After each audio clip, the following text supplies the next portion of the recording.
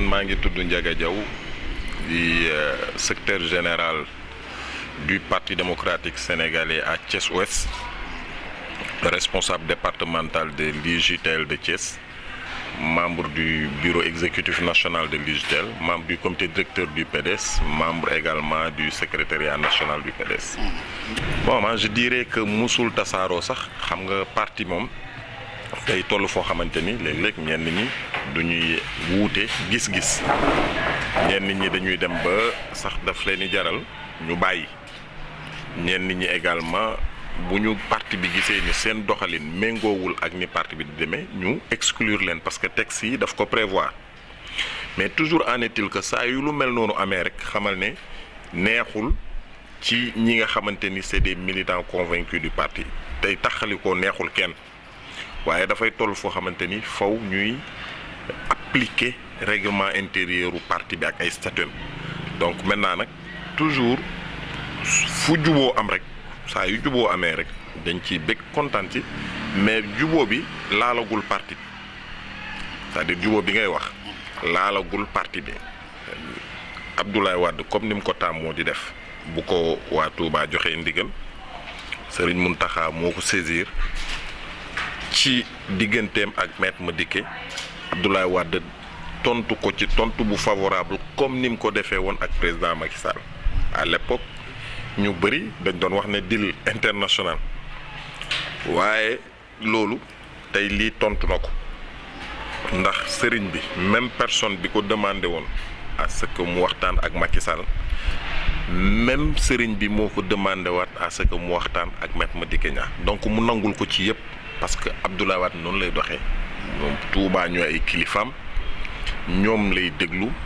lañu ko sant ci loola lay def tey bu ko Touba santoon tamit pour mu waxtaan ak ñeneen yaakaar naa ni du ko bañal sëriñ bi ndax sëriñ bi mosu ko demandé lu mu bañ. ñoom ñaar en tant que ay jullit d'abord ay taalibe sëriñ Touba ñoom ñaar. mais également ànd bu yàgg seeni relation ñoom ñaar je pense que dépassé woon na politique parce que Abdoulaye Wade su daan jógee Versailles su ñëwee kër Maître Madické Niang la doon dal Maître Madické Niang dem na ba ni kër gi su dee Abdoulaye daf koo bëgg may naa ko ci xol bu sedd guy donc ñoom ñaar c'est une vieille histoire c'est une longue histoire dem nañ nag ba seytaane ñëw dugg seen diggante tàqalikoo am na. bu ñu delluwaatee toogaat waxtaan ba déggoo ñun franchement en tout cas suñu position mooy dañ koy rafetlu kontaan ci maintenant nag su demee ba war a laal parti bi nag. waa loolu su boobaa structure parti bi ñoom danañu ci daje pour waxtaan ci ndigalu président Abdoulaye Wade bien sûr ak it la ñuy déggoo ci seen biir man dafa am foo xamante ni bu ñu fa yeggee peut-être comité directeur dina réunir wala secrétariat national. su ko defee ci wàllu woowu danañ ci waxtaan mais loolu su amee it man jàpp naa ni du doon loo xamante ni lu doy waar la wala lu jéggi day lay doon damay jàpp ne lu logique la. waaw suñu texte parti bi di mu bindoo su fekkente ni nit ki dafa nekk di doxinu boppam doxin bu bokkul ak li ñu parti bi tëddee parti bi am nañu. instance bu mën a statué wu ci loolu muy commission de discipline. daanaka moo tax. waaw maanaam yow commission de discipline boobu réuniroon nañ ci kaawu Maître Madické Niang réunir nañ ci kaawu Oumar Sarr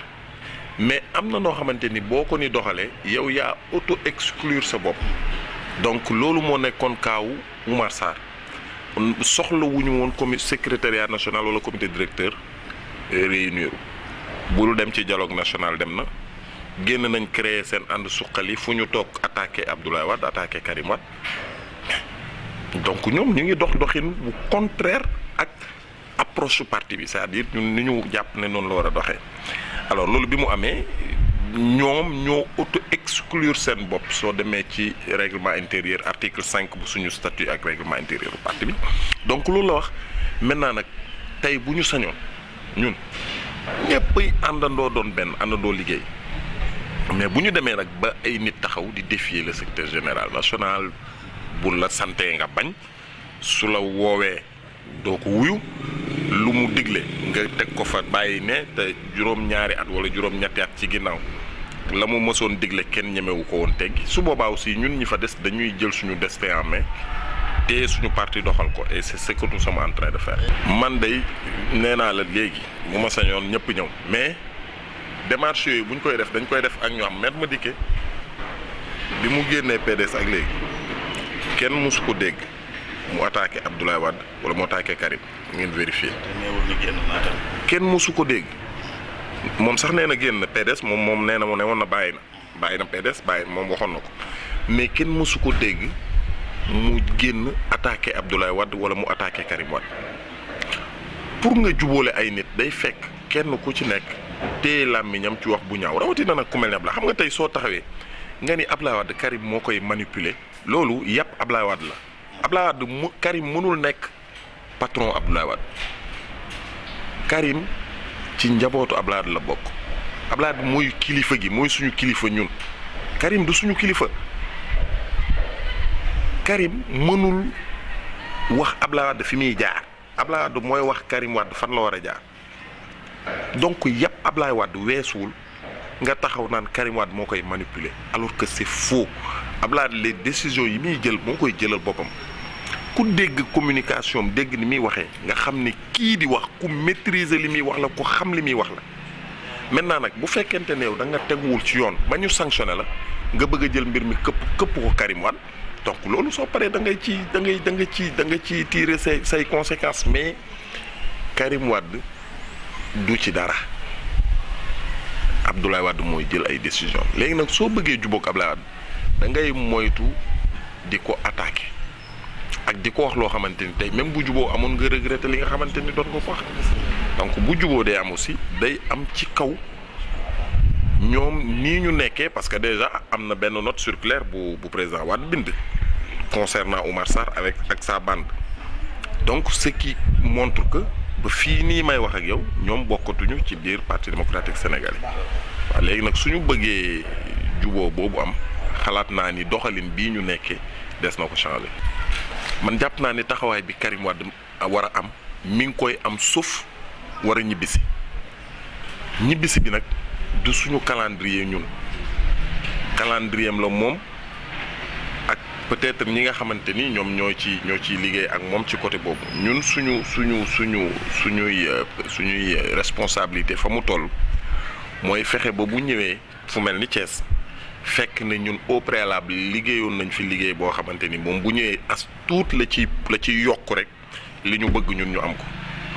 mais la ca des ñun ñi nekk ci biir parti bi xam nañ ne la ca des la ko ca war lépp mu ngi ko cay def te li may wax ñoom waa PDS ña tàmbalee ca kaw ba ci suuf xam nañ li ma wax Karim bàyyiwul benn militant bàyyiwul benn responsable ba ci opposition bi seen activité yi ñuy organiser la ca ëpp loxoom moo ciy dugg pour que mu mën a réussir donc lenn moo ko dese mooy war a ñibbisi bi nag loolu la tax ba léegi ñibbisiwul en tout cas man xaw ma ko waaw man xaw ma ko et jàpp naa ni am naa yaakaar que ni dina ñibbisi mais situation bu catastrophique réew mi doxul Macky Sall bi muy door a jël pouvoir bi ñëpp déggoon nañ ne mu ne xaalis bi doon circuler c'était de l'argent sale mais xoola tey ce qui se passe dans ce pays ay députés ay élus ñi nga xamante ni les représentants du peuple ñoom la ñuy tudd ci ay affaire argent faux billets ñu imaginer rek ñun fii nga ñëw nii ñu fiy tourner film te ñu fiy tourner émission bi dañuy liggéey suba ba ngoon pour am benn junni bénéfice benn 5000 francs bénéfice nga gis ay nit yor ay pikk ak ay pelle di gas ci mbedd mi pour mën a am benn 1500 au même moment ay nit yoo xamante ni du ci xëy du ci gont toog jël ay milliards di ko blanchir di def seen poche mais loolu musiba la ñu ngi wax ci waxu yokk courant yokk électricité entre 6 ba 10% mais loolu Macky Sall du moom la diggewu ko woon mais naka la ñuy nekkee ci réew moo xamante ni déjà facture yi nii soo demee Sénélec tey facture yi nga xamante ni moom la ñuy am nii rek dañuy am problème pour fay ko nga bëgg a retourner wax ne da ngay yokkaat électricité au moment où ñu ngi waxu pétrole buy feeñ ci biir dëkk bi c'est inadmissible. Et puis buñ ko wékkee ci baril pétrole bi dañuy nax Sénégalais yi c'est faux. Baril pétrole bi fi Abdoulaye di jóge mi ngi woon ci $157 alors que électricité bi prix bi yeggul woon fii aujourd'hui nous ne sommes pas à $100 mais mi ngi noonu. Donc pourquoi aujourd'hui Macky dëkk bi ci gàttal ci tënk dëkk bi doxul Macky Sall bu tële gu mat sëkk la ci wane et dafa jot nag pour que mu gaawal loxoom et puis mesures yi ñu jël pour yokk électricité bi ñu revenir at ak yeneen yu ñu duggoon vraiment pour Thiès avril la waxoon la ñuy redémarrer les chemins de fer anam France daal di xëddën. Maintenant nag li ma ci metti mooy ñoom xam nañ ni muy fonctionner ba pare bu ñu demee élection ñu voté ko. Troisième mandat moom du fi am tey du fi am suba du fi am gannaaw suba loolu moom bee boo mu leer ko moom président Macky Sall. loolu lay raam loolu lay jéem loolu la bëgg mais loolu du fi am tey du fi am suba du fi am gannaaw suba nga président Macky Sall su bëggee rek mandaawam yam bala ñuy dem élection na fi waxu troisième mandat na ko fi wax. cette one waxuma ñu xaar ko bañ yegg ci élection yi mais na wax rek ne damaa bëgg a nekk candidat rek su boobaa du fanaan ci palais bi troisième mandat mënu fi am. Il faut que Macky Sall arrête cette façon de gouverner topp Sénégalais yi noot leen nasaxal leen xiifal leen ba ñu xiif pour après nga génn say maletu ay milliards di ko séddale pour que nit ñi bëgg la wutal troisième mandat du jàll tey du jàll suba du jàll gannaaw suba. Troisième mandat moom fii Sénégal gi jeex na fi tàkk te bis bu déclaré candidature am dégg naa nag ay nitam yu taxaw di wax ne bu Macky Sall bëggee troisième mandat dañ ko ciy jàppale. Man vraiment keroog ma dégloo le professeur Arona Coumba Ndoffène Diouf dama tiit man.